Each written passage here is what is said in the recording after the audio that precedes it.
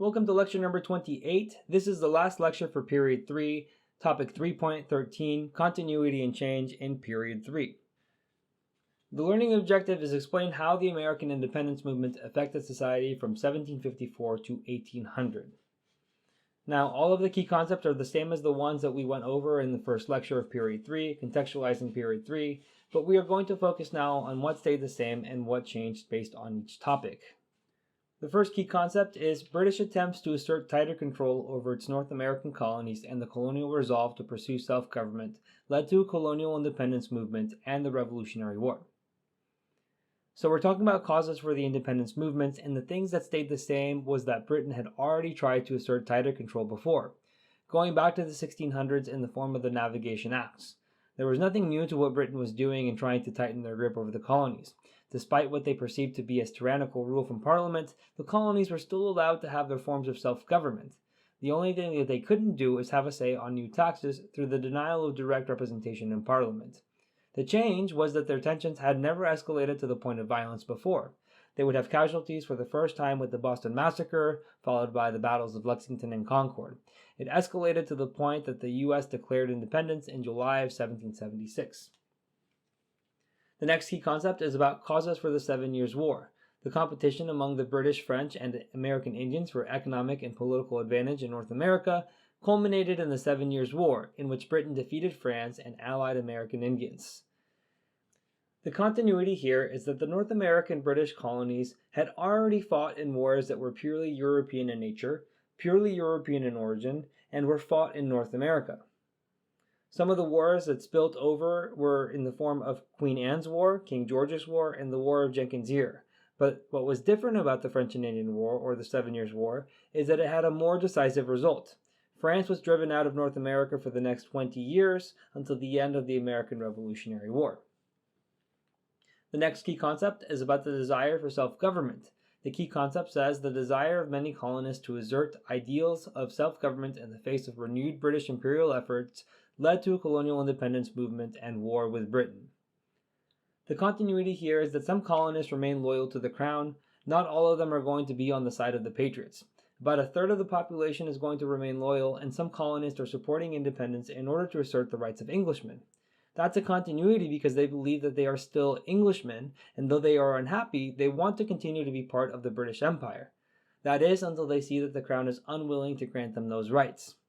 As for changes, the Enlightenment ideas are now the ones that are driving this change in government.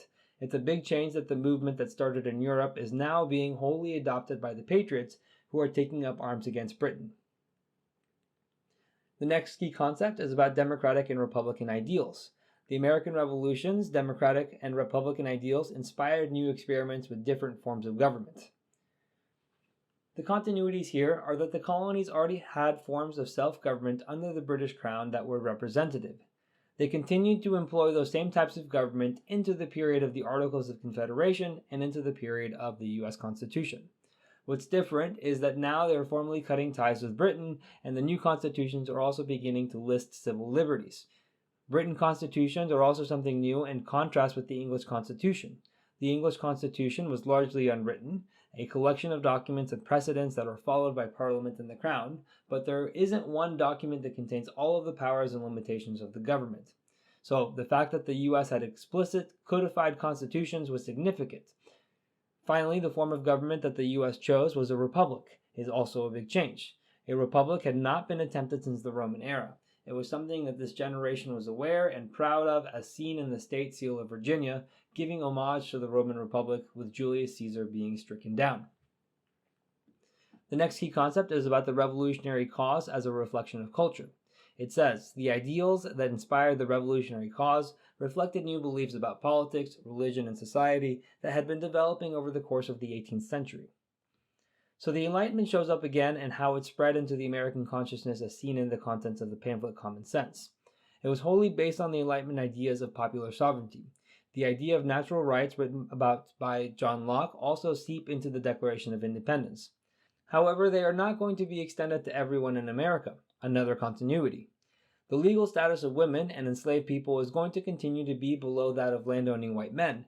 Women remain in a legal status of coverture, and the U.S. Constitution creates protections for the continuation in the institution of slavery. As for changes, the Enlightenment ideas are now being applied to fit each colonial state.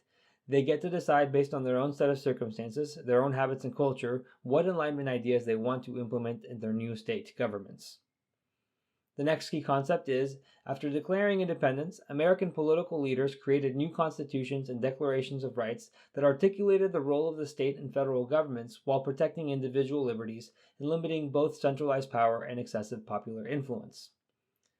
The continuities again are Enlightenment ideas carrying over from the independence period into the Articles of Confederation and the Constitution. The Articles of Confederation were intentionally made to be a weak central government because a weak central government would not have the ability to infringe upon civil liberties. Then with the Constitution, the powers inside of the central government were so divided that not one person or not one group could take all of the power and infringe upon people's liberties. For changes, these liberties and limits of government are in the written constitutions. A Bill of Rights is added that says that Congress shall make no law that would infringe the liberty of speech, petition, and press, and various other rights. Finally, the concentration of power is eliminated in contrast to the monarchy that was still the head of the British government. The next key concept says, new forms of national culture and political institutions developed in the United States alongside continued regional variations and differences over economic, political, social, and foreign policy issues. Part of this new national culture included egalitarian values. That means that everyone sees themselves as equal to one another. Americans' egalitarian values had been influenced throughout the colonial period. There are also still going to be regional differences across the different states. In the northern states, the middle states, and the southern states. Those are going to be caused by differences in economy, which are caused by differences in geography. All of that is a continuity from the colonial period into the early republic. As for changes, there are new American political parties that develop in the forms of the Federalist and the Democratic Republicans. In Britain, they did have political parties, but they never carried over to the colonies. Radical Whigs did have their influence on the revolutionary movements, but no one in the British North American colonies ever really considered themselves a Whig or considered themselves a Tory. Finally, northern states begin to phase out slavery. They are applying those Enlightenment principles to a wider section of the population, and additionally, they don't need slavery as part of their economies as much as the southern states did. The next key concept says migration within North America and competition over resources, boundaries, and trade intensified conflicts among peoples and nations. This refers to the conflicts between the white settlers when they were either part of the North American British colonies or part of the United States, and the different American Indian tribes in the western regions. The continuity here is that there were always conflicts from Pontiac's Rebellion to the wars with the Western Confederacy and the Northwest Territory. There is always some sort of conflict. American Indians don't want to have their land taken away. They don't want to have to move to another part of the country, and so they will fight that encroachment. The changes are that America's population has nearly doubled from 1776 to 1800.